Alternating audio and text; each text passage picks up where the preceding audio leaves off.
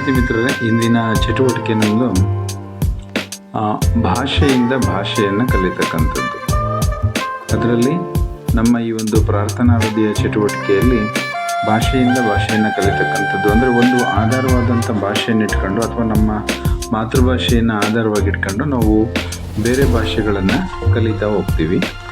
So ಹಾಗೆ ಈಗ ನಮ್ಮ ಕನ್ನಡ ಭಾಷೆಯಲ್ಲಿ ನಾವು ಉದಾಹರಣೆಗೆ ಚಿಕ್ಕ ಹುಡುಗನು ತರಬೇತುದಾರನಿಂದ ಅಥವಾ ಒಂದು ಜಟಕ ಗಾಡಿಯಿಂದ ಕುದುರೆ ಗಾಡಿಯಿಂದ ಜಿಗಿದನು, ಅದೇ ರೀತಿ ಅವನು ತನ್ನ ತಾಯಿ ಕಡೆಗೆ ಓಡಿದನು, ಅವನು ತರಬೇತುದಾರನನ್ನು ತೋರಿಸಿದನು ಮತ್ತು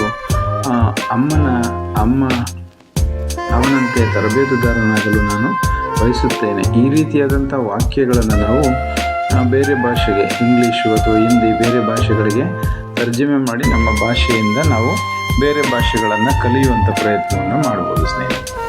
ಸೊ ಆ ರೀತಿಯಾಗಿ ನಾವು ಮಾಡುವಂಥ ಸಂದರ್ಭದಲ್ಲಿ ಇಲ್ಲಿರ್ತಕ್ಕಂಥ ಕೆಲವು ವಾಕ್ಯಗಳನ್ನು ನಾವು ನೋಡೋಣ. ಕುದುರೆ ಗಾಡಿಯನ್ನು ಓಡಿಸುವುದು ಎಷ್ಟು ಸಂತೋಷವಾಗಿದೆ.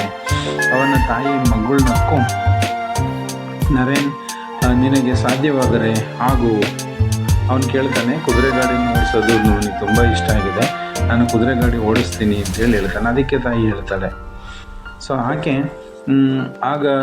ಆಗಬೇಕು, ಆದರೆ ನೀನು ಅರ್ಜುನನಿಗೆ ಮಾರ್ಗದರ್ಶನ ನೀಡಿದಂಥ ಮತ್ತು ಬ್ರಹ್ಮಾಂಡದ ಮುಗ್ಧ ಜನರಿಗೆ ಮಾರ್ಗದರ್ಶನ ತೋರಿದಂಥ ಆ ಕೃಷ್ಣನ ರೀತಿಯಾದಂಥ ಒಬ್ಬ ತರಬೇತಿದಾರನಾಗಬೇಕು ಅಂತಕ್ಕಂಥದ್ದು ಬಾಲಕ ನರೇನ್ಗೆ ಆ ಬಾಲಕನ ತಾಯಿ ಹೇಳ್ತಕ್ಕಂಥ ಮಾತು.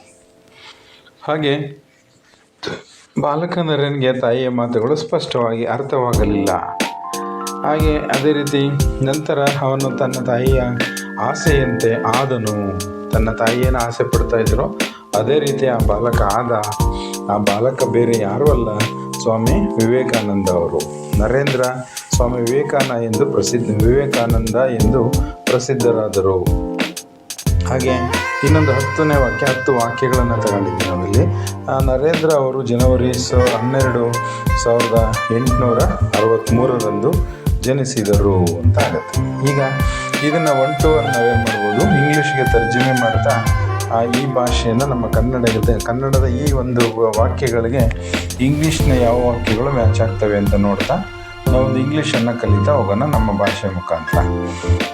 So A little boy joined out of the coach.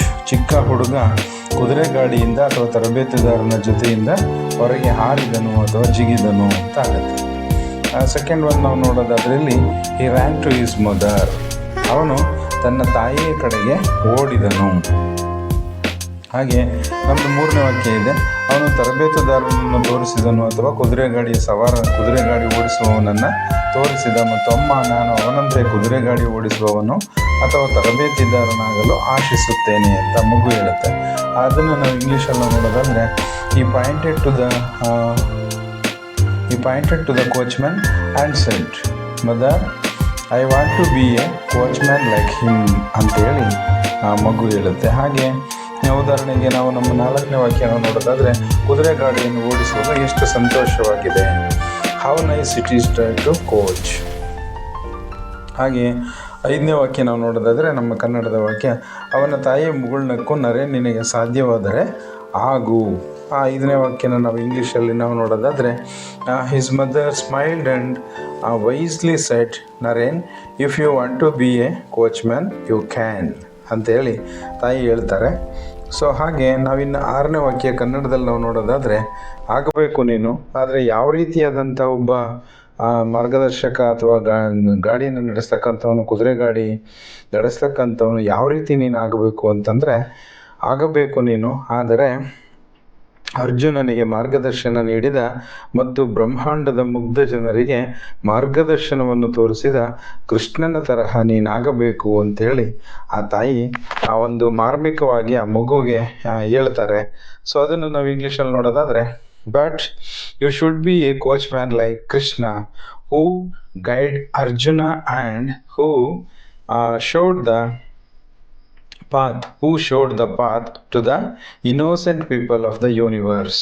ಪ್ರಪಂಚದ ಅಥವಾ ಒಂದು ಬ್ರಹ್ಮಾಂಡದಲ್ಲಿರ್ತಕ್ಕಂಥ ಮುಗ್ಧ ಜನರಿಗೆ ದಾರಿ ತೋರಿಸಿದಂಥ ಆ ಶ್ರೀಕೃಷ್ಣ ಪರಮಾತ್ಮನಂತಹ ಒಬ್ಬ ನೀನು ಪ್ರಪಂಚವನ್ನು ನಡೆಸ್ತಕ್ಕಂಥ ಸವಾರನಾಗಬೇಕು ಅನ್ನುವಂಥ ಮಾತನ್ನು ಆ ತಾಯಿ ಮಾರ್ಮಿಕವಾಗಿ ಹೇಳಿರ್ತಾರೆ.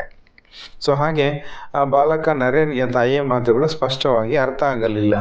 ವಯಸ್ಸು ಚಿಕ್ಕದು, ಚಿಕ್ಕ ವಯಸ್ಸಲ್ಲಿ ಆ ಮಕ್ಕಳಿಗೆ ದೊಡ್ಡವರು ಏನೋ ಅವ್ರ ಉದ್ದೇಶವನ್ನು ಇಟ್ಕೊಂಡು ಹೇಳಿರ್ತಾರೆ, ಆ ಮಾತುಗಳು ಮಕ್ಕಳಿಗೆ ಅರ್ಥ ಆಗಲ್ಲ.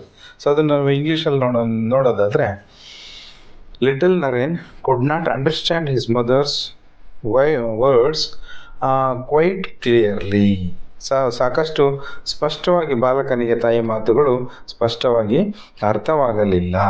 ಸೊ ಹಾಗೆ ನಾವು ಇನ್ನೊಂದು ವಾಕ್ಯ ಇದೆ ನಮ್ಮದು 8ನೇ ವಾಕ್ಯ. ಇದನ್ನು ನಾವು ನೋಡೋದಾದ್ರೆ, ನಂತರ ಅವನು ತನ್ನ ತಾಯಿಯ ಆಸೆಯಂತೆಯೇ ಆದನು.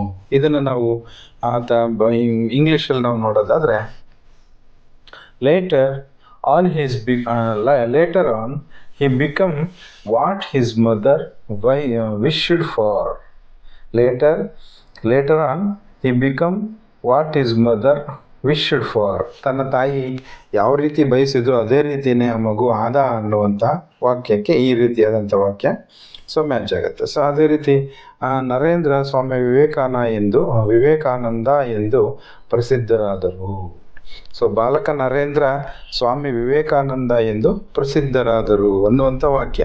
ಸೊ ಆ ವಾಕ್ಯವನ್ನು ನಾವು ಇಂಗ್ಲೀಷಲ್ಲಿ ನೋಡೋದಾದ್ರೆ, Narendra become famous as Swami Vivekananda. So ಹಾಗೆ ನರೇಂದ್ರ ಅವರು ಜನವರಿ 12, 1863 ಜನಿಸಿದರು. ಸೊ ಅದನ್ನು ನಾವು ಇಂಗ್ಲೀಷಲ್ಲಿ ನೋಡೋದಾದ್ರೆ, Narendra was Born on 12th of January 1863. So ಹೀಗೆ ಆ ಒಂದಷ್ಟು ಉದಾಹರಣೆಗಳನ್ನು ಇಲ್ಲಿ ನಾವು ಪ್ರಾರ್ಥನಾವಧಿಯ ಚಟುವಟಿಕೆಗೋಸ್ಕರ ಈ ಒಂದಷ್ಟು ಉದಾಹರಣೆಗಳನ್ನು ನಾವಿಲ್ಲಿ ಚರ್ಚೆ ಮಾಡ್ಬೋದು. ಇದೇ ರೀತಿಯಾದಂಥ ಬೇರೆ ಬೇರೆ ಉದಾಹರಣೆಗಳನ್ನು ತಗೊಂಡು ನಾವು ಆ ಮಕ್ಕಳಿಗೆ ಅಭ್ಯಾಸ ಮಾಡಿಸೋದ್ರ ಮುಖಾಂತರ ಈ ಒಂದು ಪ್ರಾರ್ಥನಾವಧಿ ಚಟುವಟಿಕೆಯನ್ನು ಮಾಡಿಸ್ಬೋದು ಅನ್ನುವಂಥದ್ದು ನನ್ನ ಅನಿಸಿಕೆ ಸ್ನೇಹಿತರೆ. Thank you very much.